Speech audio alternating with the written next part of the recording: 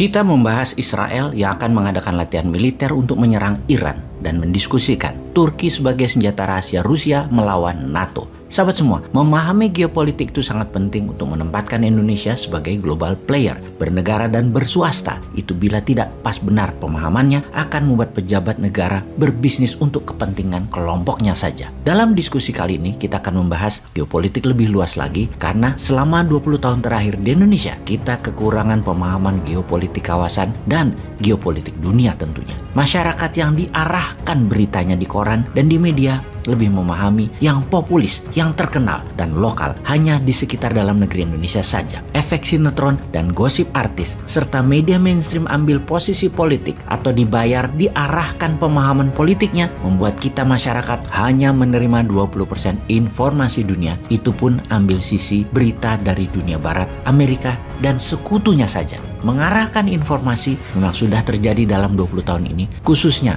beberapa tahun belakangan ini. Ini semua kesengajaan strategi politik penguasa dan hal itu wajar. Misalnya, kita masuk sebentar ke dalam negeri. Tentang 2 tahun lagi kekuasaan akan pindah tangan. Maka pejabat saat ini, penguasa saat ini sudah mulai mengarahkan dukungannya ke Ganjar dan Erik sebagai pasangan 1 dan 2 di tahun 2024. Secara populis, Pak Ganjar cukup mumpuni. Secara finance, Erik cukup mumpuni. Dan hal ini penting untuk mengawal kesuksesan politik 8 tahun menjabat selama ini. Sekali lagi, hal ini baik dan wajar. Secara partai, Partai Merah gerah walaupun mendukung ucapan ojo ke susu atau jangan buru-buru memberi dukungan. Namun dalam hati Partai Merah, jagoan gue Mbak Puan kok nggak didukung? Pastinya dalam hati Partai Merah gerendeng, ngomel. Jadi walaupun Partai Merah mendukung secara kata-kata itu yesterday, kalau future ke depan Partai Merah dalam hatinya sudah punya jagoan, Mbak Puan. Kegiatan pejabat bersafari politik mendukung Ganjar Erik kemarin membuat ketidaknyamanan panjang ke depannya di Partai Merah. Di sisi merah ada juga sekarang yang akhirnya realistis, mending pasang Anies Puan daripada Prabowo Puan. Nah loh, Ganjar Erik versus Anies Puan di 2024. Itu namanya politik dalam negeri, bukan geopolitik. Kalau geopolitik kawasan misalnya, kita harus tahu ada beberapa negara baru muncul di tetangga kita. Kita mau ambil posisi apa? Lalu Perdana Menteri Australia yang baru itu teman Indonesia atau seperti yang lalu-lalu menganggap Indonesia adalah threat from the north,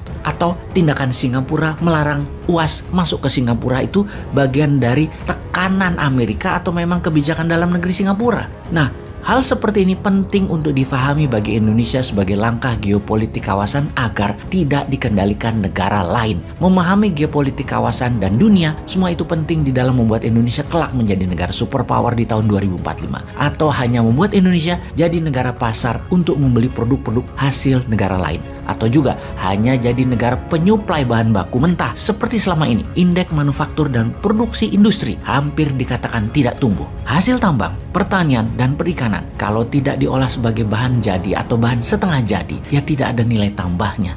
Jangan mengatakan kita GDP-nya meningkat dan besar kalau penghasil GDP tersebut adalah perusahaan FDI asing dan usaha milik oligar. Jadi bersama channel ini kita memberikan wawasan tambahan, mungkin sedikit namun tujuannya agar sahabat menyadari potensi Indonesia yang belum digarap sempurna karena lemahnya memahami geopolitik luar negeri negara dan bangsa lain. Kita harus paham bagaimana Botswana, Switzerlandnya Afrika bermain di antara konflik dan negaranya tidak punya laut alias landlocked tapi bisa menjadi negara terkaya dan tercepat pertumbuhannya dalam 40 tahun terakhir. Memahami negara Nigeria, Tiongkoknya Afrika yang memfokuskan negaranya menjadi negara digital terdepan. Memahami mengapa negara-negara Nordik, negara utara Eropa kaya-kaya. Karena apa? Padahal tidak punya sumber daya alam. Memahami 5 negara Asia Tengah, memahami langkah Saudi dengan Aramco-nya, memahami gejolak di negara-negara selatan Pasifik, dan memahami kekeringan di Amerika Latin yang selalu membuat politik dalam negeri kawasan tersebut selalu ribut dan memilih menjadi penyuplai drug, obat-obatan terlarang seperti dilakukan juga oleh Thailand, Tiongkok, Myanmar, dan Afghanistan juga. Ketika Iran dalam beberapa bulan ini meningkatkan bantuan senjata ke Hamas di Palestina dan Hizbullah di Lebanon, maka Israel mulai menjadi agresif.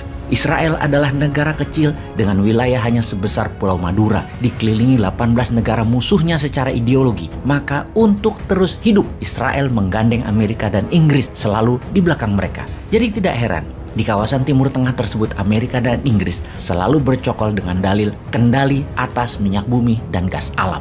Memang secara dagang Amerika lah yang mengontrol 70% minyak bumi di dunia ini. Saudi, Irak, Kuwait, Qatar, Emirat misalnya adalah negara penghasil, namun menjualnya urusan Amerika, mendistribusikannya urusan Amerika, kapal tankernya urusan Amerika, tangki-tangkinya urusan Amerika, teknologinya urusan Amerika. Di luar Amerika, saat ini mungkin hanya Rusia yang memahami minyak dan gas secara teknologi dan secara distribusi. Rusia ada di Iran, Rusia ada di Turki, Rusia ada di Tiongkok, Rusia ada di negara Asia Timur seperti di Uzbekistan, Kyrgyzstan, Azerbaijan, dan lain sebagainya untuk minyak dan gas bumi sebagai perusahaan teknologi dan mitra usaha. Kembali ke Israel, negara kecil yang dikelilingi musuh tersebut, kalau ditanya siapa Israel enemy number one, maka pasti jawabannya adalah Iran. Secara teritori, Iran Israel tidak ada perselisihan teritori, tidak ada perselisihan wilayah karena tidak menempel negaranya. Permusuhan Iran dan Israel adalah permusuhan ideologi. Keduanya sudah tahunan saling mengancam dan saling membunuh menggunakan operasi intelijen di banyak negara atas pejabatnya masing-masing. Bulan lalu, Ibrahim Raisi, presiden Iran, terang-terangan mengancam Israel yang sedang menekan Palestina. Dan apa reaksi Israel kali ini? Israel mengadakan latihan perang-perangan di gurun dan menyatakan dengan jelas latihan perang ini untuk menyerang Iran.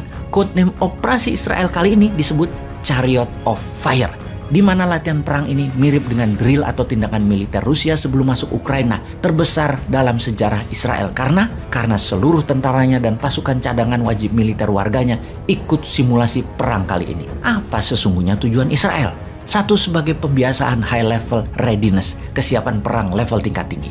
Dua, meningkatkan kapasitas tentara Israel. Dan ketiga, menyiapkan tentara Israel dan warganya untuk multi-front war dan perang jangka panjang jika semua ini terjadi. Israel mengatakan persiapan ini penting dan wajib dilakukan karena ancaman Iran makin meningkat karena memang Iran berencana menyerang Israel di masa Ibrahim Raisi ini serius digarap. Di mana jelas Raisi mengatakan Iran siap menyerang Israel kapan saja Iran mau lakukan.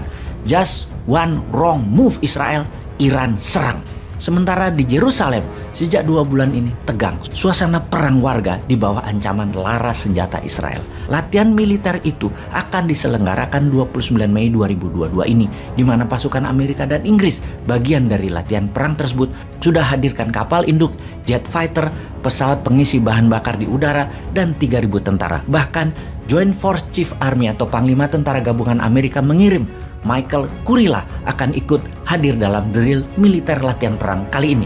Sahabat, pesan apa yang kalian terima dengan informasi kali ini? Lalu Indonesia harus bagaimana?